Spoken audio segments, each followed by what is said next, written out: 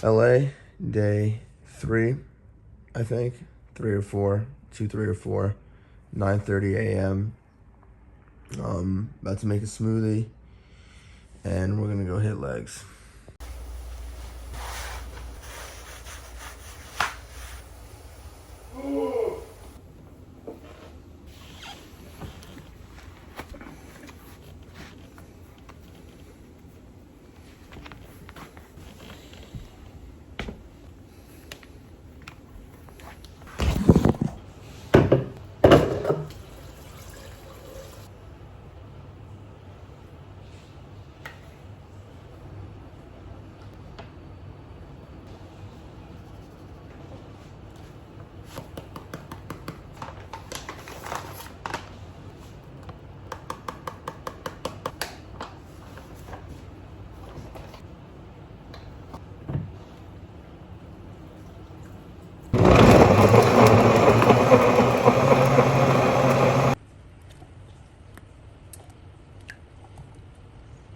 When a fire starts to burn.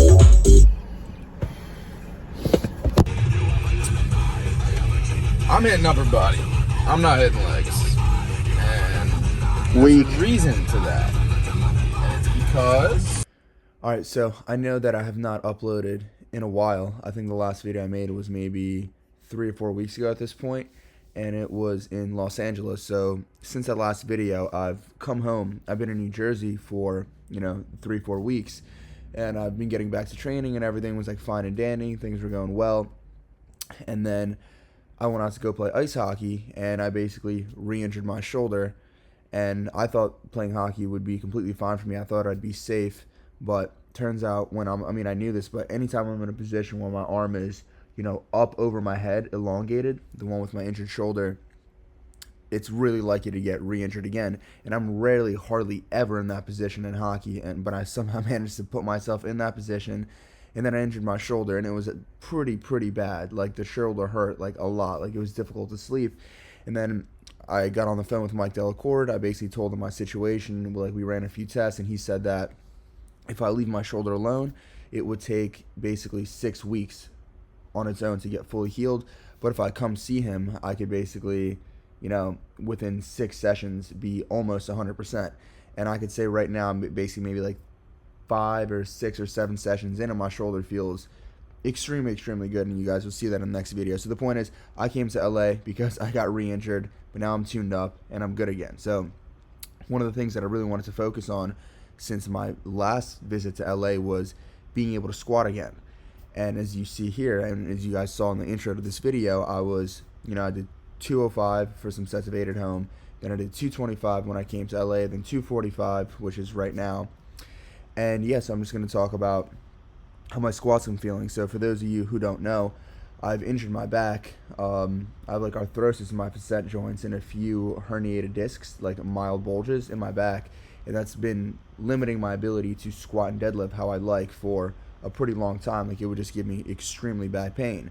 But ever since working with Mike Delacourt, he's been able to really help me with these issues. And in terms of what he did specifically in my, what's going on with me specifically, I'll probably touch upon that in like a future video, a podcast or something like that. But anyway, squats are feeling extremely good, and I've went back to squatting my Addy Powers, which are the squat shoes that you guys see me in right now. And for those of you who don't know, squat shoes, basically, they're very flat at the bottom. They're very hard. There's no squish in the sole, and the heel is elevated, so it gives you a little bit more ankle mobility. So yeah, I'm back with the squat shoes. I'm back with the belt around my waist, my Inzer 10mm prong belt with a relatively close stance, and I'm just focusing on having an insane amount of intra-abdominal pressure, which is basically tensing my core, not arching my back and not rounding it either, just keeping it super neutral.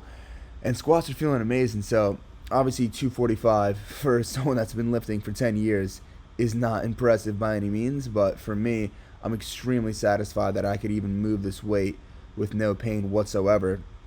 Like, it genuinely feels like amazing. Like, I'm extremely thankful. Like, I haven't squatted like this in a while, and I feel like for me to be truly satisfied with my training, like, I have to at least be squatting or deadlifting, ideally both, but if I had to pick, squatting like intensely, like heavy, like weekly, to really enjoy training. And yeah, I mean, it was just nostalgic to get under the bar again and just breathe in at the top, go all the way down, ATG, spring it out of the hole, and yeah, it just felt really good. So when it comes to the facet joints that I mentioned in my back that have been a problem, basically due to poor lifting technique over the years, mainly on deadlift, there's these joints on your spine that they're really close to each other. They naturally touch occasionally, but for me, because my spine was so compressed and there was some bulging discs and the compression was just way too much at times, those two joints just would slam into each other and become hypersensitive and develop arthritis, kind of. So anytime I would be in an arched position, those joints would slam against each other. And for me on squat, I would feel it all the time. So one of the best ways to combat that, things that I could do outside of when I'm, getting tuned up and worked on, is having an extremely strong core, an insane amount of intra-abdominal pressure, how I mentioned in the beginning of this video, and just focusing on glute activation overall. So something that you'll see me do at the end of this workout is the ab wheel. And I've said many times in the past, if people ask me, oh, do you train your abs? Do you train core? I said, no, I don't. I never train them in isolation. The only activation that my core gets is through the compound lifts. And I believed at the time that to be sufficient for my core development. But now I'm definitely adding in much more straight up just ab exercises, not for like any superficial or aesthetic reasons, but to genuinely strengthen my core and help stiffen me so that when I have load on my back or just throughout my day-to-day life, I can keep my spine neutral and have all the all the weight load and stress be absorbed by my core and my glutes rather than my spine. Because when my spine takes it, it could just slam my facet joints together and give me pain. So that's just something that I'm really paying attention to, just unracking my weight perfectly, make sure my glutes are just squeezed, keeping my core ridiculously tight. And I've definitely noticed a big improvement just in my day-to-day alleviation of back pain. Having a stronger core has personally helped me a lot. So just wanted to put that out there. I'll probably unpack and elaborate more in future videos or podcasts, whatever, my unique situation. So anyway, I finished off the workout with just some light 225 hip thrusts just to get a little bit of activation going in the glutes, just burn some sets out. And I probably did some hamstring curls too that I didn't bother filming. But yeah, so here I finished that up, and then I'm going to be doing the whole ab wheel rollout thing. And this exercise is extremely difficult Now, if you've ever done it, you'll notice that when you're stretched out at the top, you'll have a tendency for your back to arch and for you to kind of collapse forward. And most people, you could do that, you feel fine. But if I get into that state where I lean and I arch my back, that's when those facet joints that I was telling you about just jam together. So I have to keep my core insanely tight and not let my spine go anywhere past neutral, like towards the arching direction. So yeah, this exercise definitely helps me a tremendous amount. And yeah, that's basically the end of the training footage. And here, me and Anthony, we're gonna go chill in Venice, Santa Monica, and this would be a wrap for the voiceover section of this workout video. Beach in 3, 2, 1. Workout's a wrap. I'm not going to say anything about it because more than likely I'm going to do a voiceover over the footage, give you my thoughts as I'm training. But yeah, Anthony came in the other day. I was supposed to surprise him, but he somehow found out that I'm going to be in LA too.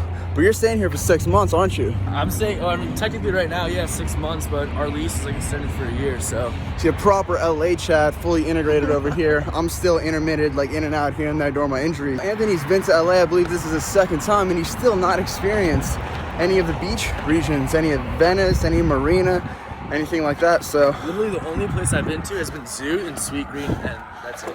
Yeah, not very constricted lifestyle considering the coast we're on, but we're gonna expand his palate starting now.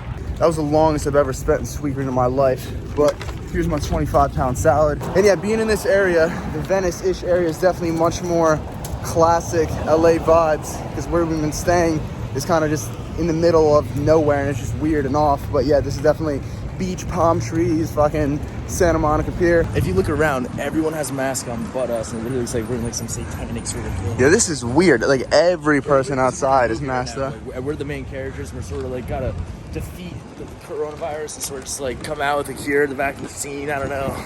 This is it. This is literally GTA real life. Never played it, but yes, this is true. You got Santa Monica Pier over there. Cinematic Mountains to the right. Look at that fucking boat. I'm gonna get my drone all up in that ship right there. You see that? Sun. Sweet Green. I'm gonna get the drone out. I need to stop saying what I'm doing and show what I'm doing, because that's something that I've noticed earlier on with vlogging. I hate how people, including myself at times, I'm just gonna start the video off narrating every single thing that I'm gonna do. And then I do the first thing, I say that I'm gonna do, I show me doing it, I finish me doing it, I describe the fact that I did it, I finished it, describe the next thing I'm gonna do, then show it, and then blah, blah, blah, blah, blah. I find that a non-cinematic way of vlogging, so we're not gonna do that. We're gonna go back to the showing things. You guys remember this area that has like all the athletic shit, the ropes and all that, but it's literally all been taken down, which is probably good, because I was about to go climb it and do stuff, and the worst thing that could happen, like halfway up, shoulder cramps up, spazzes out, I'd fall, get a concussion, herniate discs in my neck, and probably break and dislocate something. So thank God the ropes are off. We just walked like an insane distance, several miles, maybe like 5 miles or whatever, and now we're very close to Gold's Gym. And I heard that they opened up again because they were closed for a while due to Corona and all that, but I also heard that the gym's like now outdoors, which I don't really know exactly what that means. Like they ripped the roof off, like I don't really get it. But yeah, anyway, we're gonna check it out. And also Anthony wants to see Gold's. Hey, didn't like Arnold train here and stuff? Like, like hub? This is interesting. It's literally all outside. There's a huge ass gazebo tent, a cage. Presume the indoors is closed. And then we just have this, just like Muscle Beach on steroids, further from the beach. Wow. Gold's Gym, just empty. This is a strange sight. Wow. Literally need a mask to train outdoors, and like the whole vibe here is just not the same. It sucks. It absolutely sucks. The out back doors is open, just like walking through it, just like seeing like the equipment missing, and just this used to be a fucking just nostalgic just artifact of a location.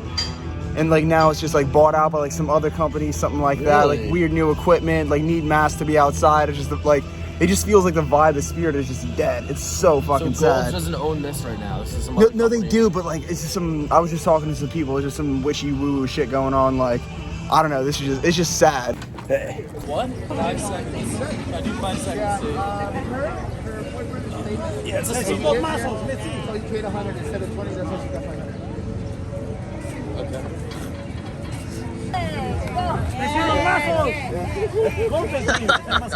Alright guys. Alright, dude. Alright, we're about to have a challenge, you guys. Hold on 1 second. Don't screw up. This could pay for our sushi. Right when you're ready, brother. This will be great. As soon as you start dangling, you start dropping.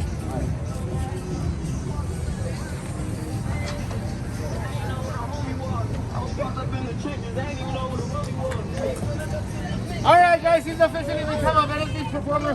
Come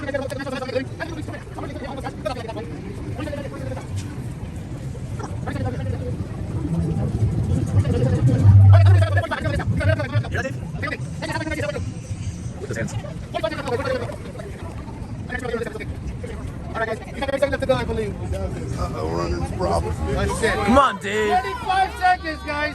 Give him a big round of applause. Everything you can do it. 20 seconds. All right, guys.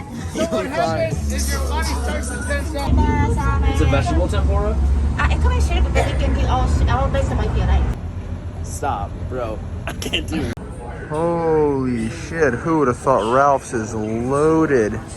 Yo, I'm hype as fuck. Hey, my name is David too. It's good. Yo, where's it going? Good, right? Dave. Holy shit, bro. You live around here? Oh, Nah, I'm staying in an Airbnb locally. Oh, for real? Yeah. Hey, yo, get out here. Take a picture for us. Anyway, bro, dude, I check out your shit all the time. Your fucking physique is what I'm going for right now. Yeah, bro. Like, for sure, bro. I don't even know what to say. Holy shit. Alright, well, Let's go right into it, man. Seriously. Nice to meet you, bro. Yeah, it is, bro. Have a good day.